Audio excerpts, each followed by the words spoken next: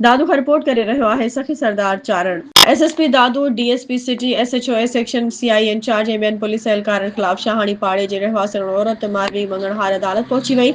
औरत इल्ज़ाम लगायो त बिना जवाज़ पुलिस काल्ह घर में काह करे क़ीमती सामान समेत कामरुद शेलो काहे विया आहिनि। औरत मारवी सेशन जज खे दरख़्वास्त में ॼाणायो त संदसि मुड़ुसु माशूक मंगणहार खे पुलिस घर में घिड़ी गिरफ़्तार करे वई।